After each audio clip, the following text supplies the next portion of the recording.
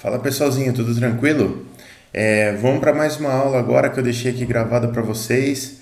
Então eu vou pedir umas coisinhas para vocês. Ó. Se vocês curtirem a aula, não esquece de deixar uma curtida aí no vídeo. Se você ainda não for inscrito no canal, por favor se inscreve, que isso daí vai ser bastante importante para mim e para você. Se ativar as notificações, nota 10, melhor ainda. Se curtir muito o vídeo, posta, manda para os seus amigos, compartilha com seus amigos. E se você tiver alguma dúvida, alguma sugestão, por favor, joga aí nos comentários aí embaixo, que eu vou ter o maior prazer de responder para vocês e até gravar novos vídeos a respeito, beleza? Valeu, galera, bora pro vídeo. A nossa prova tá aqui, então, né? Tinha dois exercícios.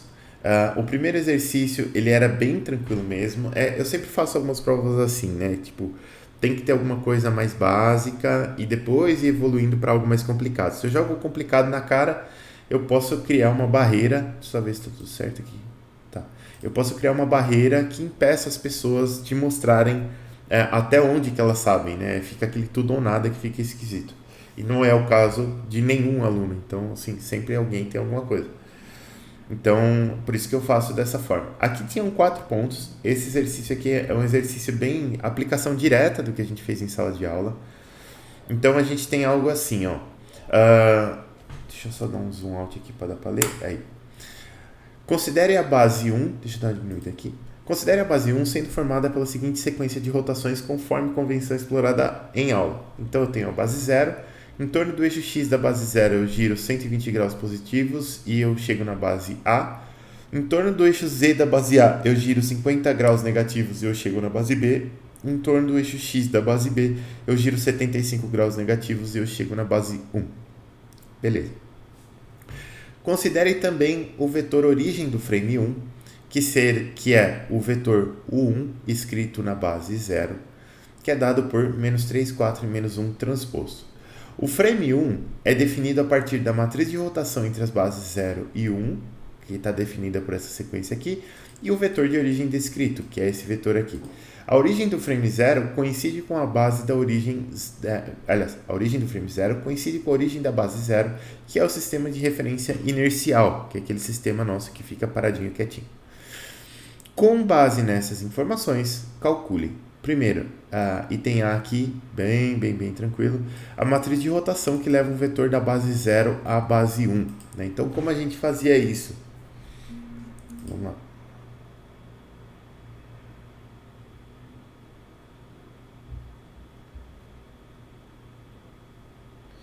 Oi, Eduardo. Não tem problema nenhum. Tá? Tudo bem que ficou com várias páginas. O importante é que esteja bem detalhado lá. Eu consigo ver isso daí em algum tempo tranquilamente, tá? Não se preocupe com isso. Então vamos lá. Com base nessas informações, a gente vai calcular aqui primeiro a matriz de rotação que leva um vetor da base 0 à base 1.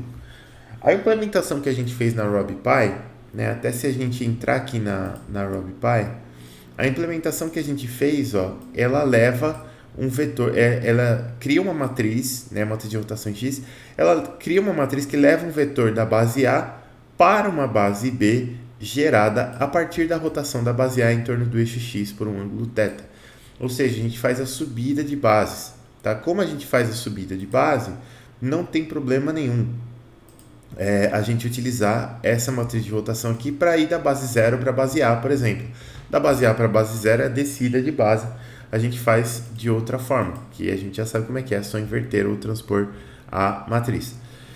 Mas aqui a gente vai fazer a subida de base, então para fazer a subida a gente pode usar o RobPy tranquilamente. Então eu vou fazer primeiro a matriz que leva da base 0 para a base A, e ela será a rob.matriz de rotação em torno de x com 120 graus positivos. Aqui está em radianos, então eu tenho que multiplicar por np.π e dividir por 180 para passar para radianos. Né? 120 graus vezes π sobre 180 é o mesmo ângulo, só que em radianos. Beleza. Depois a matriz de rotação que leva de A para B, ela vai ser uma matriz de rotação em torno de Z, e essa matriz de rotação ela gira menos 50 graus em torno de Z. Então eu tenho menos 50 vezes np.π sobre 180. Belezinha. E a matriz que leva de B para 1, ela é uma matriz de rotação em torno de x de novo, e de menos 75 graus, vezes np.π dividido por 180. Beleza, como que eu crio a matriz que leva da base 0 à base 1? Eu vou fazer assim, ó. Vou até comentar aqui que a gente está resolvendo o 1A. Da base 0 para a base 1, como que eu faço? Então, a matriz que leva da base 0 para a base 1, ela é a matriz que leva um vetor da base 0 para a base A, pré-multiplicada pela matriz que leva da base A para a base B, pré-multiplicada pela matriz que leva da base B para a base 1. A gente já viu por que as coisas são nessa ordem. Basicamente, você pode pegar simplesmente um vetor na base 0 e ir fazendo as multiplicações até que ele chegue na base 1. Quando você olhar nesse vetor, esta vai ser a sequência de matrizes que vai estar fazendo a multiplicação lá no seu vetor. Beleza. Então, essa é a matriz que leva de 0 para 1. No exercício 1b, esse aqui é barbada, né? A matriz de rotação que leva o vetor da base 1 à base 0, é só eu pegar essa que vai de 0 para 1 e transpor, né? Então, aqui, a matriz de rotação que leva da base 1 para a base 0 é a matriz de rotação que leva de 0 para 1 transposto. Aqui não temos nenhum problema com relação a isso, tá bem tranquilo. Depois, o item 1C falava o seguinte: o operador de transformação homogênea que leva um vetor do frame 0 ao frame 1. Se você olhar nos itens C e D aqui, quem observou isso daqui notou que era mais fácil fazer o item D primeiro. Por que é mais fácil fazer o item D primeiro? Vamos pegar lá nas nossas aulas de transformação homogênea. Aqui. Aulas. Transformações e frames. Então tá aqui, ó. Eu queria exatamente essa fórmula aqui, ó, né? Então o frame que leva a matriz de transformação que leva do frame B ao frame A, ela depende da matriz de rotação que leva do frame B ao frame A e a origem, né, do frame B escrito no frame A, escrito na base A. Então aqui, ó, como que a gente traduz isso para o que nós queremos fazer lá no nosso programa? Para fazer isso, eu vou abrir a nossa lousinha esperta aqui.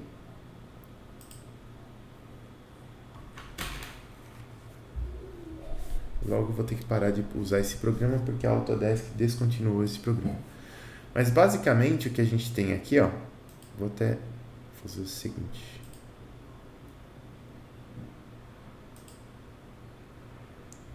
Vou copiar essa fórmula daqui para a gente não perder muito tempo.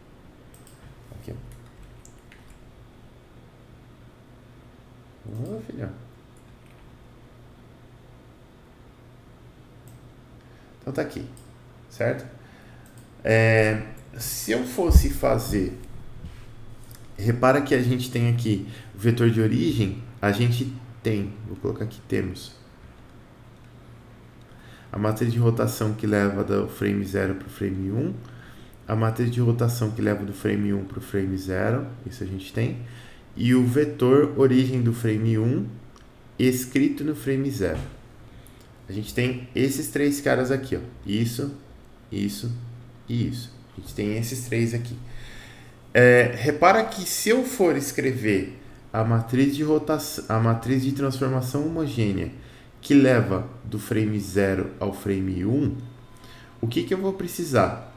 Eu vou precisar criar uma matriz que tenha a matriz de rotação que leva do frame 0 para o frame 1, 3 zeros aqui embaixo, 1 aqui, e aqui em cima eu vou precisar do vetor origem escrito no frame 1 a origem do frame 0 escrito no frame 1. Esse vetor aqui a gente não tem, né? A gente tem este outro vetor aqui, ó.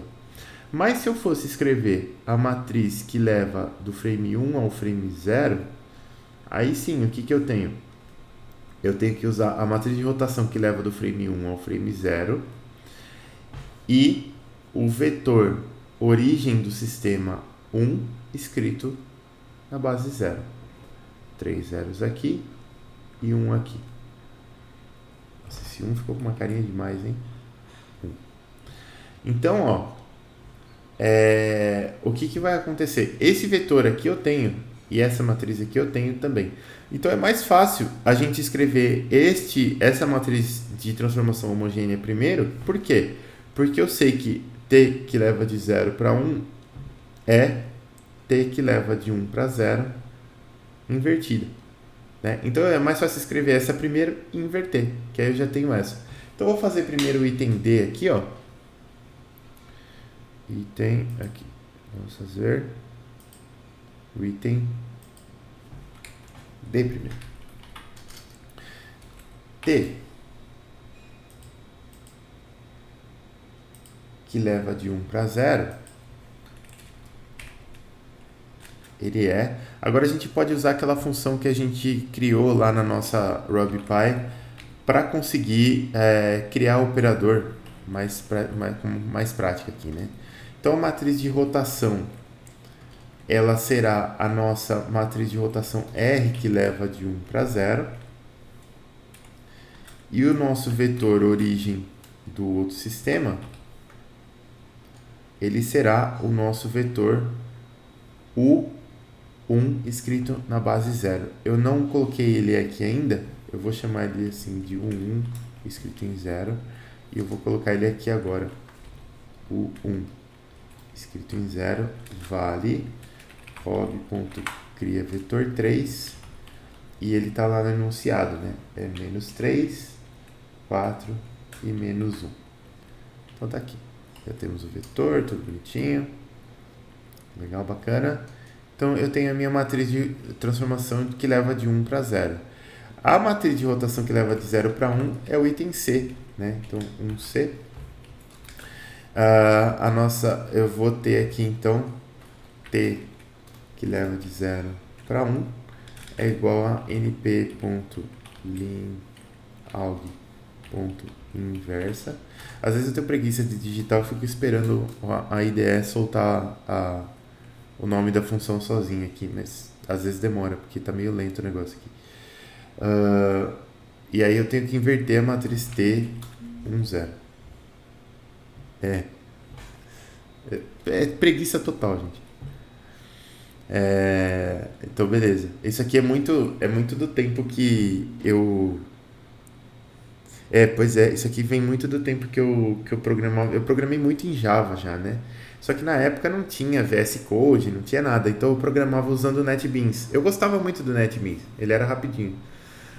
Mas ele era bom só para Java, né? E aí você criava as classes, às vezes o nome dos métodos ficava meio grande. E aí você ficava lá, se dá um ponto e fica esperando aparecer os nomes lá só para você escolher na listinha. Então às vezes programar, muitas vezes era ponto e seta para direita, ponto, seta para direita, ponto, seta para direita. E aí você ia criando os nomes das funções aqui. Você usava muito essas duas teclas. Mas, coisa da vida, né? Aqui eu não coloquei nenhum print aqui, pessoal. Vamos colocar uns prints para nossa solução ficar mais legal. Então vamos fazer assim, ó. Print questão 1A print R01 igual barra N R01. A gente deixar bonitinho aqui, né? 1B 10 10.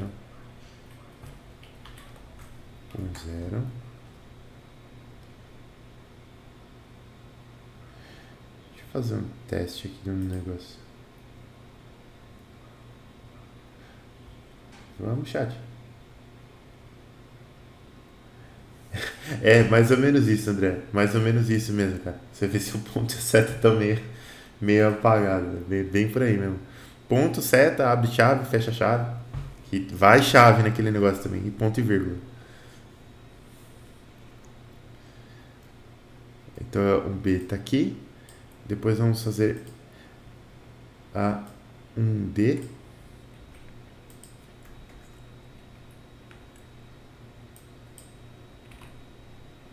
Que vai ter um zero. E é um C. Que vai ter a 0, 1.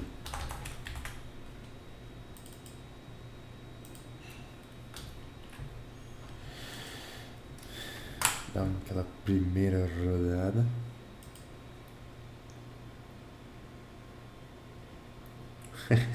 Pode crer, né? Essas também usa bastante. Principalmente aqui no PyCharm, que para você executar o atalho no teclado é Ctrl Shift F10. Então o negócio fica bem ruimzinho assim. Então beleza. A1C, A1D, A1B, A1A, tá tudo aqui. Estão todas já printadas aqui pra gente ver se está funcionando. Aparentemente está tudo funcionando. Eu ia fazer mais uma coisa aqui. Eu quero testar uma coisa aqui. F.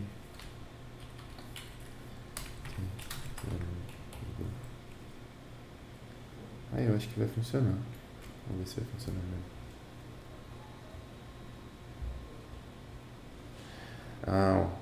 Já dá pra gente encurtar as coisas. A partir do Python 3.9 ele aceita essa sintaxe aqui. Se você coloca o nome da variável igual, ele já coloca aqui a variável igual a array e dá o print no array aqui. Então nos próximos prints a gente já pode fazer isso em vez de ter que fazer essa mais longa aqui. Beleza. Coisa da vida, né? Coisa da vida. É que eu tinha criado esse projeto aqui no 3.7. Eu não sabia que ele atualizava o ambiente virtual sozinho, mas aparentemente ele atualiza. Beleza. Tanto que ele aparece que é o Python 3.9 agora. Sei lá. Vamos fazer o item 1E.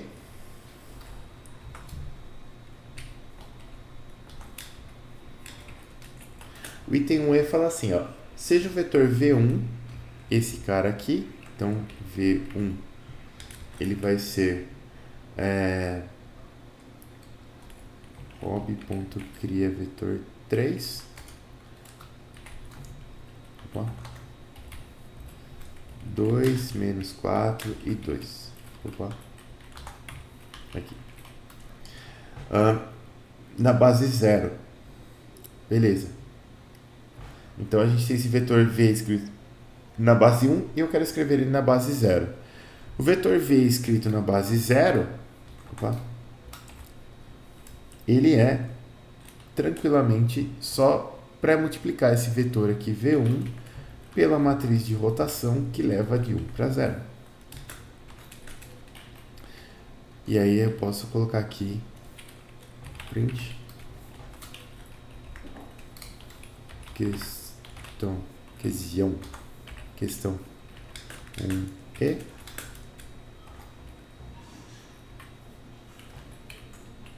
barra N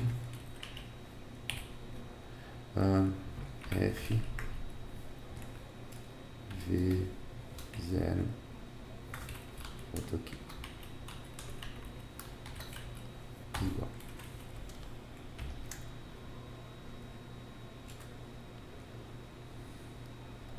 Beleza, então o nosso vetor V0 tem essa carinha aqui. Na questão 1F,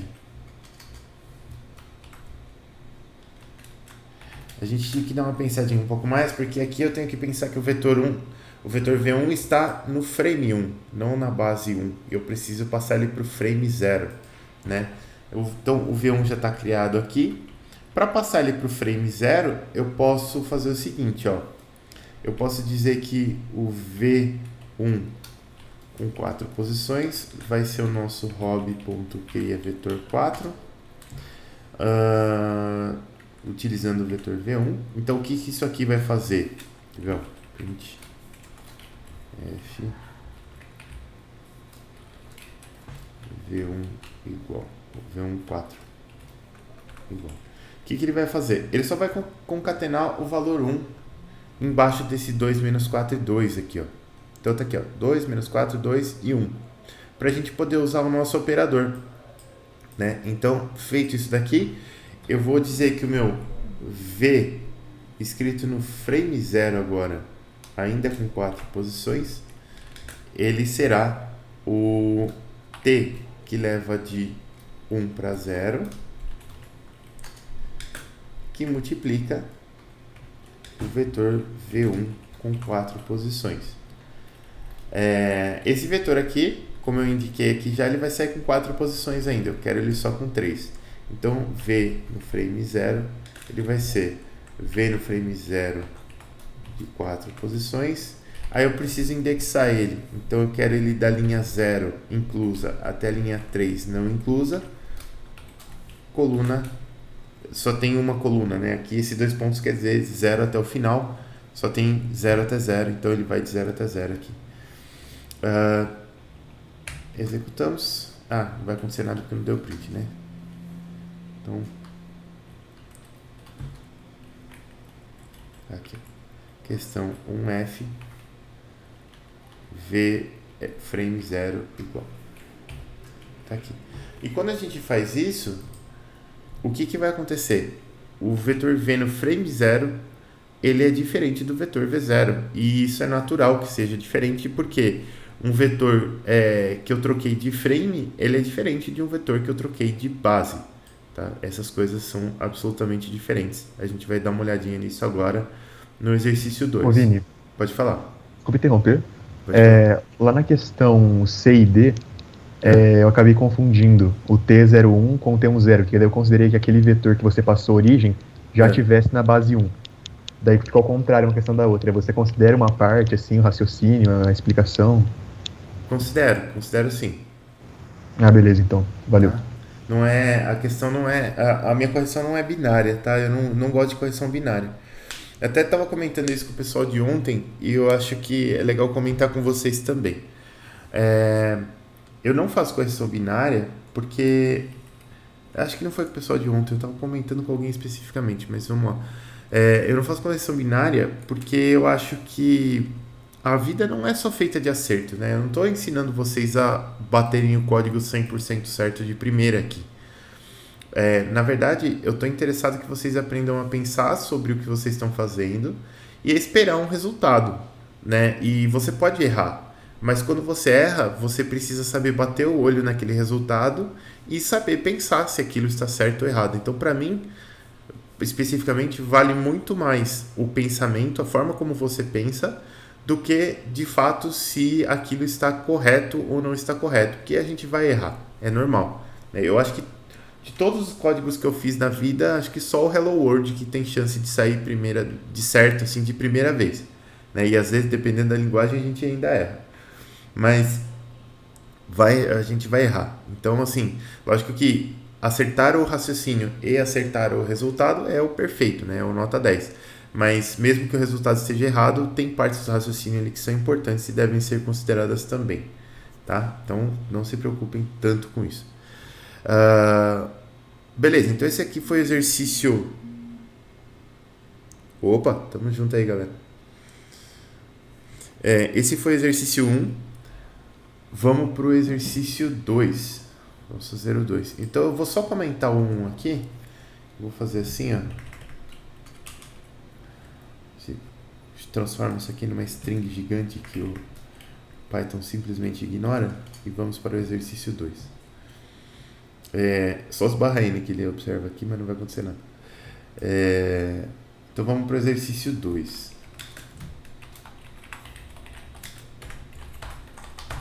Aqui. Esse negócio de correção binária, gente. Coisa do século retrasado. Jesus. Beleza, a questão 2, ela demandava bastante pensamento, tá, pessoal? Até por isso que o item A aqui valia 4 pontos. Mas vocês vão ver que dava para fazer, né? Tanto é que eu até comentei, isso é uma coisa que eu lembro que eu falei ontem mesmo, que é o seguinte, a prova não estava fácil, realmente ela não estava fácil. Eu reconheço que ela não era uma prova fácil, mas claro, mostro sim. Mas o que que acontece? Deixa eu fazer um teste aqui, inclusive. Deixa eu ver se funciona o negócio aqui. O que que acontece? Se eu propus uma prova daquele tipo, ó, que gênio do Edit aqui. Se eu propus uma prova daquele tipo, foi porque eu confio realmente na capacidade de vocês, né? Por isso que eu propus uma prova daquele tipo, porque eu sei que vocês vão conseguir fazer. Senão não haveria proposto jamais, tá?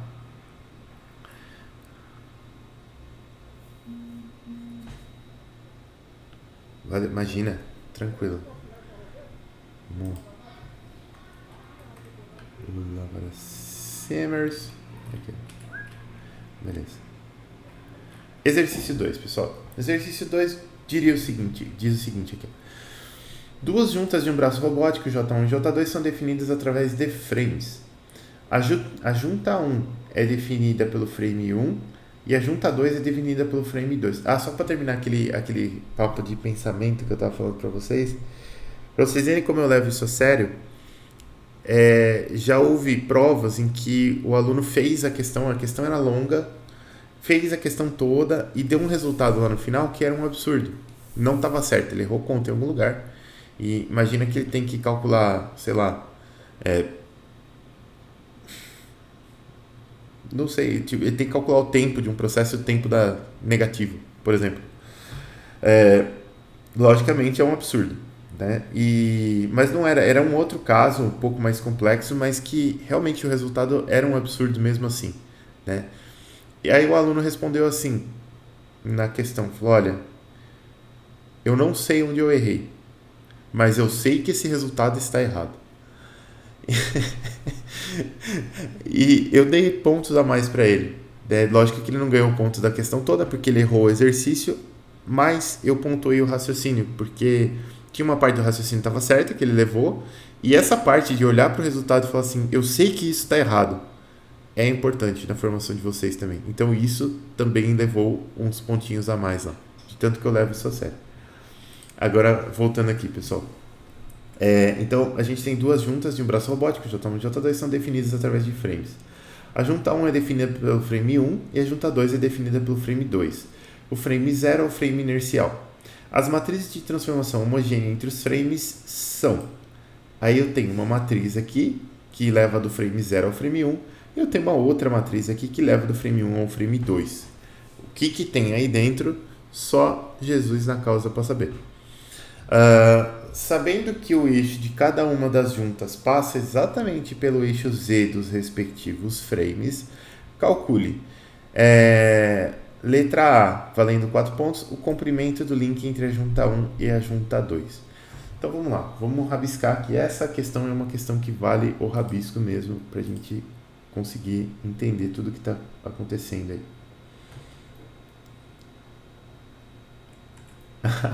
Eu não tinha visto o comentário do André aqui. Eu posso ou não ter errado no Assembly o programa de Hello World.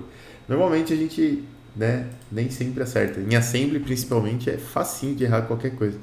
Eu tinha um professor, quando eu fiz essa matéria de Assembly, que ele me fez imprimir o mesmo código 3 vezes porque tinha um comentário que não estava certo. Isso aqui tá errado. Não, professor. Aí mexi, imprimi. Não, mas isso aqui tá errado. Aí mexi, imprimi de novo. Não, mas isso aqui tá errado. Falei, pô, professor, o que tá errado? O código tá funcionando. Esse comentário, essa linha não faz o que você tá falando que ela faz. Eu fiquei muito puto na época, mas eu imprimi pela terceira vez o código. Dava umas 9 páginas, então comeu um monte de código de impressão minha. Mas aí ele acertou. Aí ele aceitou, na verdade. E ele era um cara que programava muito em Assembly mesmo. Tanto que a gente foi na sala dele uma vez para levar um programa para ver se estava funcionando. E ele não conseguia colocar o pendrive na USB. Porque Eu acho que ele era um cara tão raiz assim que ele nem manjava muito de USB assim. E ele não tirou a tampinha do pendrive. Aí ele ficava tentando colocar o pendrive na porta assim, putaço. Aí ele virava o pendrive e colocava, virava e colocava. Isso aqui está errado. Ai, cada história, cara. Quando eu vou lembrando dos detalhes, fica mais engraçado ainda. Porque ele tinha um computador ultra arcaico, mas que já tinha uma porta USB, mas era ultra arcaico. E tipo assim, no fundo de tela tinha uma foto de uma mulher com muita pouca roupa, assim, muito pouca roupa. E a gente foi tirar dúvida na sala dele, ele ficou meio constrangido com essa foto de fundo de tela, ele ficava meio que tentando esconder, mas não tinha como, assim. E no fundo tocando umas músicas clássicas. Era um negócio mais away da vida, assim, não dava pra entender. É mais ou menos isso. Tinha que, se mandasse por e-mail, ele já não ia conseguir achar o e-mail pra fazer, para ver se funcionava. Tinha que mandar um disquete mesmo. Ai, cara, cada coisa que a gente passa na vida aqui. Olha, depois a gente dá muita risada, mas no dia é sofrido. Então vamos aqui, ó. Vamos desenhar os frames aqui. Eu tenho o frame inercial, que eu vou desenhar mais ou menos com essa cara aqui assim. Eu tenho o frame 1, que eu não sei como é que ele tá, então desenharei ilustrativamente dessa forma. E o frame 2, que eu também não sei como tá, e desenharei ilustrativamente desta outra forma aqui. Então aqui, ó. Setinhas, x0, y0 e z0. Aqui vamos por as setinhas também. x1, y1 e z1. E aqui vamos por as setinhas também. x2, y2 e z2. Ai, cara, quanta história zoada que eu tenho na faculdade, gente do céu. Voltando aqui, pessoal. Ai, Jesus. Aí eu sei que... Vamos lá. Então, o que acontece? Aqui eu tenho o frame 0, aqui eu tenho o frame 1, onde está junta 1, e aqui eu tenho o frame 2, onde está junta 2. Lá no enunciado dizia que o eixo da junta passa exatamente pelo eixo Z de cada frame. Então, eu vou desenhar aqui, ó, o eixo das juntas e depois eu desenho as juntas. Então, a gente tem o eixo aqui da junta 1 e mais ou menos aqui a gente tem o eixo... Eu sabia que eu não ia conseguir desenhar. A gente tem o eixo da junta 2. Então, mais ou menos aqui, assim. Certo? Então, a nossa junta... Vamos desenhar de cinzinha só para ilustrar aqui. A nossa junta 1 está mais ou menos aqui, assim.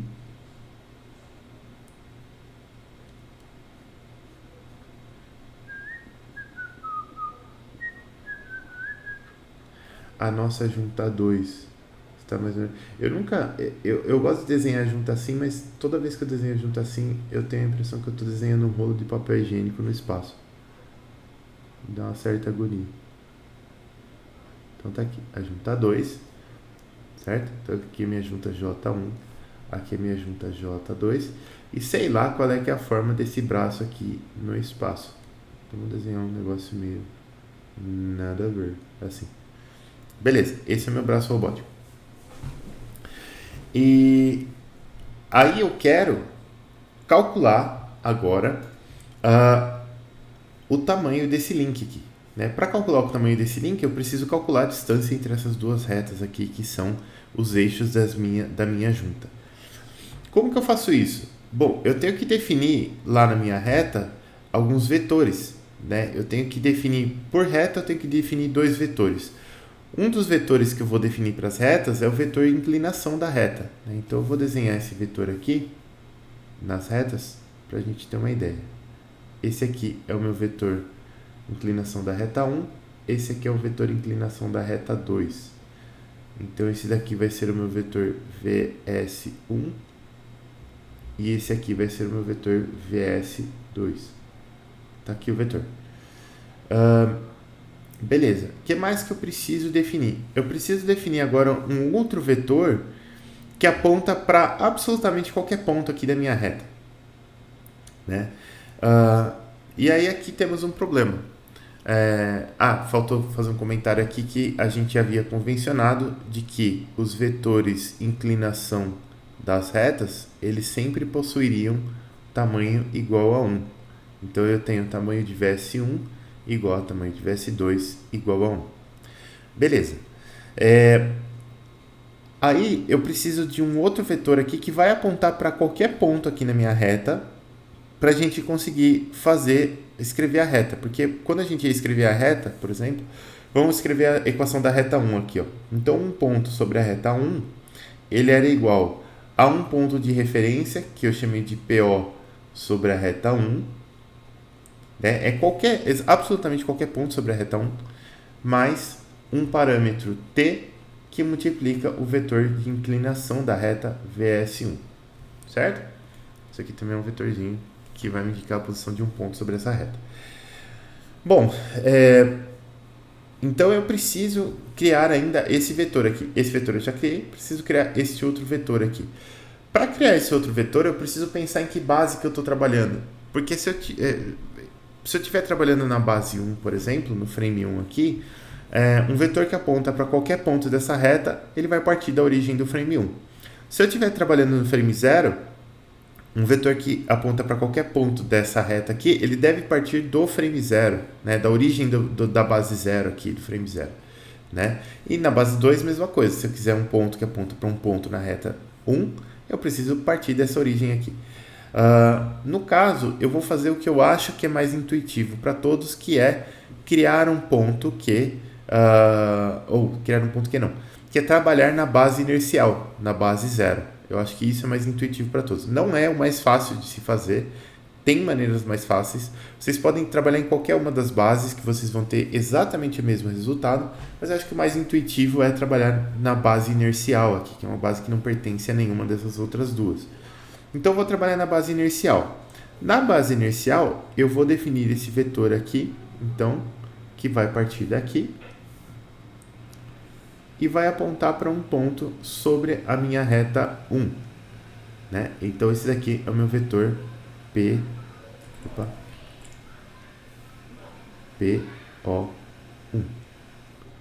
Beleza. E aí eu posso fazer a mesma coisa para a reta 2. Né? Se eu fizer isso aqui, apontando para um ponto qualquer aqui, não precisa ser a base desse vetor inclinação, pode ser qualquer ponto da reta realmente. Esse vetor aqui vai ser o meu vetor PO2. Então, desenhando dessa forma aqui, ó, eu já estou partindo do pressuposto que esse vetor PO1 está escrito na base 0. Né? E para poder fazer as operações aqui, esses vetores todos aqui tem que estar escrito na base 0 também. O VS1 tem que estar escrito na base 0. E se eu somar dois vetores que estão na base 0, o vetor P1 está na base 0. Para reta 2, a mesma coisa. Né? O vetor P2, que indica a posição de um ponto sobre a reta 2, está na base 0. O PO2, que é uma posição de referência de qualquer um dos pontos aqui da base 0, da reta 2, está escrito na base 0 também. A gente tem um parâmetro, que aqui chamei de T, aqui eu vou chamar de Q, só para ser diferente, que multiplica VS2, também escrito na base 0. Beleza. Então eu preciso escrever esses 4 vetores aqui, esse e esse. Vamos começar pelos vetores de inclinação. Então meu vetor VS1 aqui, por exemplo, ele é o vetor de inclinação da minha reta 1. E eu sei que no frame 1 ele ele aponta na direção de Z e ele tem que ter tamanho 1. Então, no frame 1, na base 1, esse vetor de inclinação aqui, base e frame são coisas diferentes, mas aqui, tanto no frame 1 quanto na base 1, esse vetor aqui só pode ser o vetor 0, 0 e 1 em Z. Beleza, isso aqui na base 1. Eu preciso dele escrito na base 0, certo? Então, a gente sabe que o vetor VS1 escrito na base 0. E aqui, ó, repara, se eu trocar ele de base, eu vou ter exatamente o mesmo vetor VS1, só que escrito em termos dos vetores versores I0, J0 e K0, que é o que eu quero. Então, aqui eu quero que esse vetor permaneça o mesmo. Eu só quero trocar ele de base. Eu quero escrever, em vez de escrever na base 1, eu quero escrever ele na base 0. né? Eu quero que ele fique o mesmo vetor. Se eu quero isso, eu tenho que usar só a matriz de rotação aqui. Eu vou ter que usar uma matriz de rotação que leva da base 1 para a base 0. E eu vou pré-multiplicar o meu vetor VS1 escrito na base 1 por essa matriz aqui.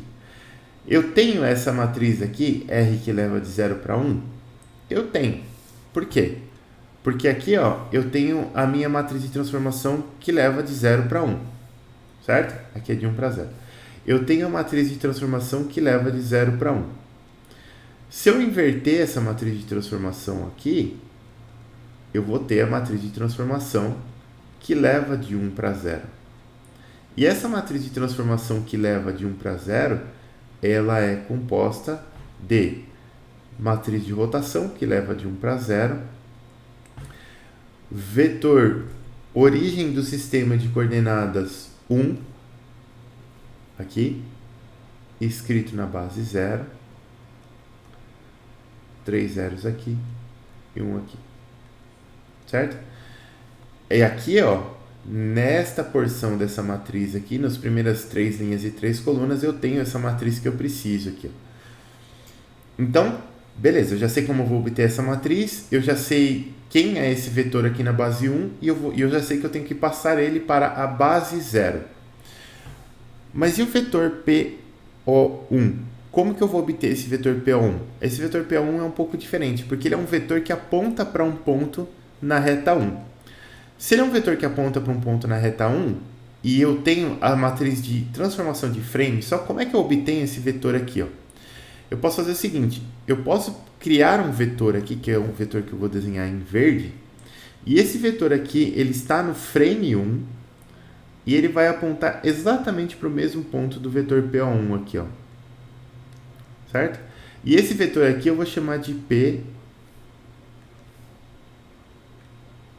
PF1. Beleza. Esse vetor PF1 aqui, ele está no frame 1 e ele tem que apontar para qualquer ponto dessa reta 1 aqui, ó. Né? Então, esse PF1, vou colocar aqui, ó. Como ele está escrito no frame 1, qual que é a expressão dele? Bom, a reta ela passa pelo eixo Z. Então, qualquer coisa que eu colocar em Z aqui, e 0 em X e em 0 em Y, eu vou ter um ponto sobre essa reta. Então, eu sei que esse vetor PF1 ele vai ser 0 em X, 0 em Y e absolutamente qualquer coisa em Z. Eu vou deixar só com Z aqui. Pode ser qualquer número aqui que vai funcionar. Beleza. Como que eu obtenho esse vetor PO1? Lembra? Quando eu passar esse vetor PF1 do frame 1 para o frame 0, eu não vou só trocar a base, eu vou obter um outro vetor que está escrito na base no frame 0 e que aponta exatamente para o mesmo ponto do vetor PF1, que é o vetor PO1, certo? Então, o que eu vou fazer para obter o vetor PO1? Para obter o vetor PO1, que está escrito na base 0, eu preciso pegar o vetor PF1, que está escrito na base 1, eu preciso concatenar esse vetor com um número 1 aqui embaixo, para ele ter 4 posições, e eu preciso pré-multiplicar ele pela matriz de transformação homogênea, que leva do frame 1 para o frame 0. Quando eu fizer isso daqui, eu vou obter o meu vetor PO1. Então, beleza. E essa matriz aqui a gente já sabe que é só inverter a T01. Então, estamos seguros com relação a esses dois vetores aqui, né? O PO1 e o VS1. Para o PO2 e para o VS2, o procedimento é muito parecido. A gente vai discutir ele já já. Mas primeiro vamos implementar esses dois aqui, ó. Então, vamos lá. Primeira coisa que eu tenho que fazer aqui para as coisas funcionarem é pegar lá na prova o código dessas duas matrizes aqui, da T01 e da T12, que está aqui. Eu já deixei digitadinho para vocês.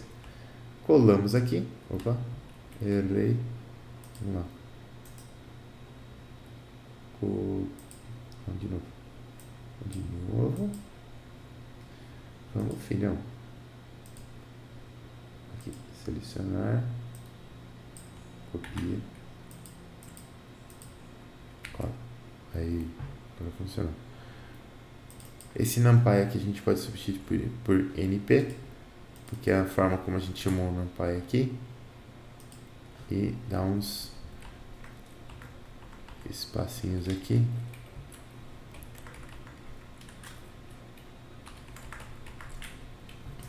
Só para tirar os warnings aqui.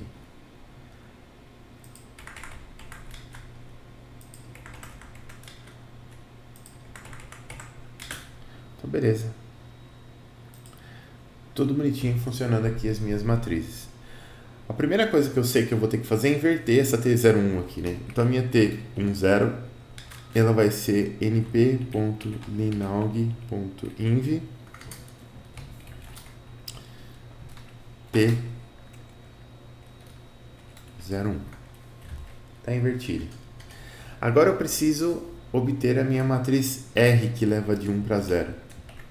Opa, de 1 para 0. R que leva de 1 para 0, ela vai ser a minha T, que leva de 1 para 0, indexada. Então, da linha 0 inclusa até a linha 3 não inclusa, e da coluna 0 inclusa a coluna 3 não inclusa. Vamos dar um print nesse R10 aqui, só para vocês verem que funciona.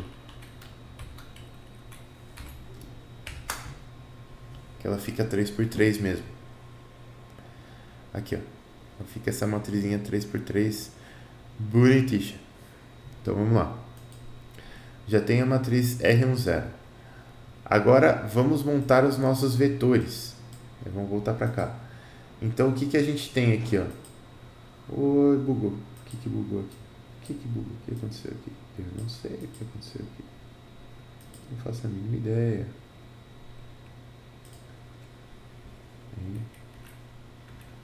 Ctrl Z, voltou. Beleza.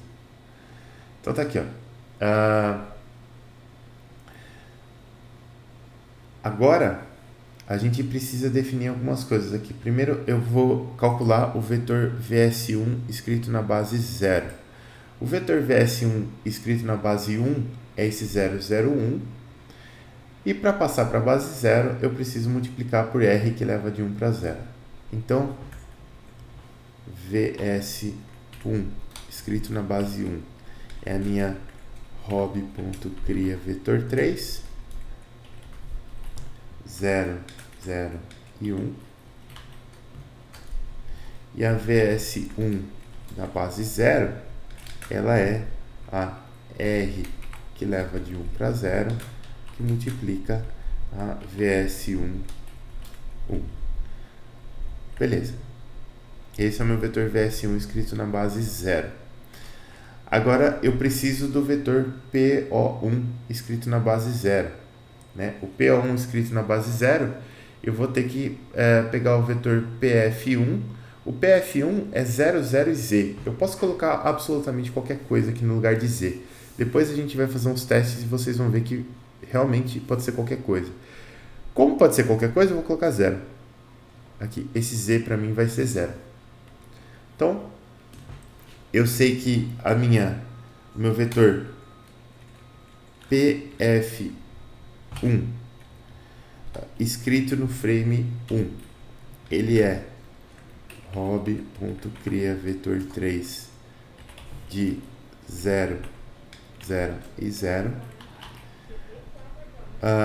Eu vou fazer ele com 4 posições já, então eu vou fazer o hob.criaVetor4.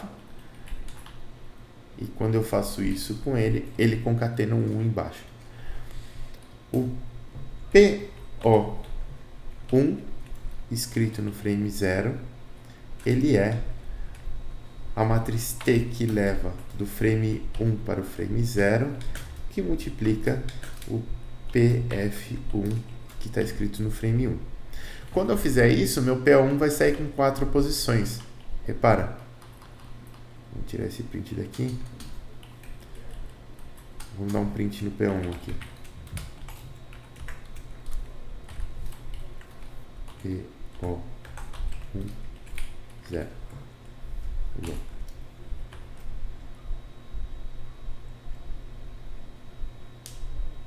Aqui, ó. Menos 2, menos 1, 7,5 e 1 aqui embaixo. Ele está com 4 posições. Eu preciso dele com 3 posições. Então, vamos indexar aqui para que ele fique com 3 posições.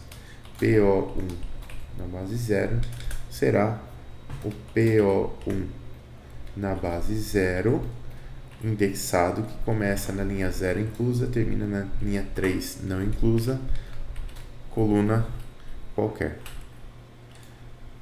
E aí, feito isso, teremos só um vetor de 3 posições aqui, ó. Menos 2, menos 1 e 7,5. Então, beleza. Nosso PO1 está escrito aqui desta forma. Quando eu for olhar para o VS2 e para o PO2, o procedimento é muito parecido. Só que, quando eu for olhar para o VS2, eu preciso passar ele para a base 1 e depois para a base 0. E quando eu for olhar para o PO2, ele vai ser criado no frame 2, eu preciso passar para o frame 1 e depois para o frame 0. Para fazer isso, eu vou precisar definir mais matrizes aqui, ó. Então, aqui, ó. Vocês vão ver que é bem análogo. Aqui, ó, eu vou criar a matriz de rotação T, que vai de 2 para 1, que é a np.linaug.inversa da T, que leva de 1 para 2. Beleza. R, que leva de 2 para 1, é a matriz T, que leva de 2 para 1, indexada da linha 0 inclusa até a 3 não inclusa, da coluna 0 inclusa até a 3 não inclusa. Beleza. Aí aqui, ó, vamos criar o VS2. O VS2 escrito no frame 2, ele vai ser o hobby.criaVetor3, 0, 0 e 1. E o VS2 escrito na base 0, ele é o VS2 escrito na base 2. Primeiro eu passo para a base 1 e depois eu passo para a base 0. Beleza, isso aqui. O meu vetor PF2 escrito em 2, no frame 2, ele vai ser o hobby.criaVetor3 de 0, 0 e 0. Vou criar um vetor de 4 posições com isso daqui novamente. Então, hobby.criaVetor4, 0, 0 e 0. O PF, aliás, o PO2 escrito em 0, ele vale esse vetor PF2 escrito em 2. Eu vou passar ele para o frame 1, então eu tenho que pré-multiplicar por T21, e depois eu vou passar ele para o frame 0, então eu tenho que pré-multiplicar por T10. Tá aqui, ele vai sair com 4 posições, então eu vou vagabundamente copiar isso aqui, P20 igual a PO20, indexado aqui, a indexação é igual. Beleza. Então aqui estão os 4 vetores das 4 retas, PO20, PO10, VS20 e VS10. Daqui para frente, pessoal, é melzinho na chupeta, porque no item 1, aliás, 2A, né, isso tudo precedia o 2A, por isso que valia tanto ponto. O item 2A, eu tenho que calcular o comprimento do link, que é a mesma coisa da distância entre as retas 1 e 2. Então, eu vou usar o hobby.cálculo. Opa! Meu chefe está me ligando, só que eu vou ignorar solenemente porque eu estou dando aula. Depois eu retorno. Aí eu vou pegar aqui. Só que esse negócio vibrando incomoda o cidadão, né? Aí eu vou pegar aqui. Eu vou. Eu saco desconcentrado. Distância Opa. Recebe Rob. Calcula distância. Como é que é? Distância entre retas. E aí eu tenho que definir os vetores. Então o PO1 vai ser o nosso PO10. O VS1 vai ser o nosso VS10. O PO2 vai ser o nosso PO20.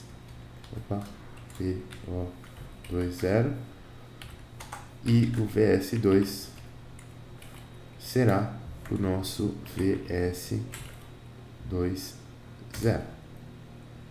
Maravilhoso. E aí aqui a gente já pode dar o print.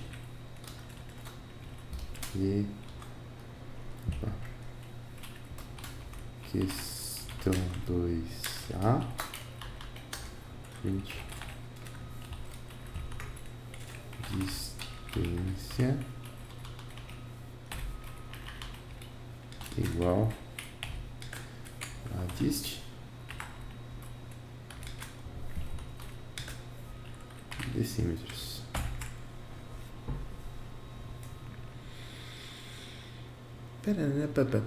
Beleza. Aqui, ó, temos 3,2 decímetros aqui entre as duas retas. Para calcular o twist agora é muito fácil também, porque o nosso ângulo de torção ele será igual ao Rob. Calcula twist. Eu não fiz o teste aqui, mas vocês podem fazer o teste. Essas retas não são concorrentes. Então, eu vou fazer o twist direcional de retas não concorrentes. Aqui o resultado sai em radianos, a gente tem que passar para graus. Pode falar. Ô Vini, desculpa interromper. Não. Ali na questão A, colocando a distância entre retas, eu coloquei lá da mesma maneira que você fez, o PO1, VS1, P2, VS2, que acabou dando 3,13. Não sei se é porque você usou a distância, eu usei a entre retas não concorrentes. Não, desculpa, confundi. Mas eu fiz o mesmo processo, só que deu 3,13. Tá. Deve ter alguma diferençazinha em algum canto aí. Eu vou dar uma procurada depois para ver se a gente acha o problema. Beleza, então. Tá bom? Então aqui o ângulo de twist é exatamente a mesma coisa, só muda a função que a gente vai usar. Vai sair um ângulo aqui em radianos. Esse ângulo em radianos eu vou multiplicar ele por 180 e dividir por np.π para encontrar ele em graus. E aqui, última coisa da prova, só fazer os prints. Então aqui, ó, questão 2b. Agora vai ser o ângulo de torção. Eu vou plotar aqui o twist. Isso aqui vai sair para mim em graus.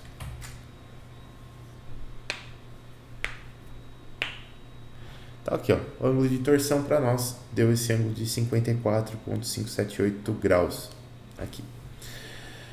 Bom, eu falei para vocês que eu ia fazer um teste, né? Então vamos fazer o teste, ó. Aqui a gente tem aqui, ó, esses dois vetores aqui são os vetores que podem apontar para qualquer lugar da reta. Então, aqui eu coloquei 0 em Z e 0 em Z.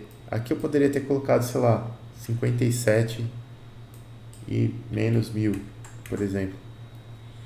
E tem que dar exatamente a mesma distância entre as retas. Olha só que legalzinho. E o mesmo ângulo de inclinação. Então, olha só. Exatamente a mesma distância, exatamente o mesmo ângulo de inclinação. Então, isso daqui realmente é um teste que você pode fazer e que mostra que realmente a teoria ela funciona. Você pode realmente colocar qualquer coisa aqui que vai funcionar bonitamente.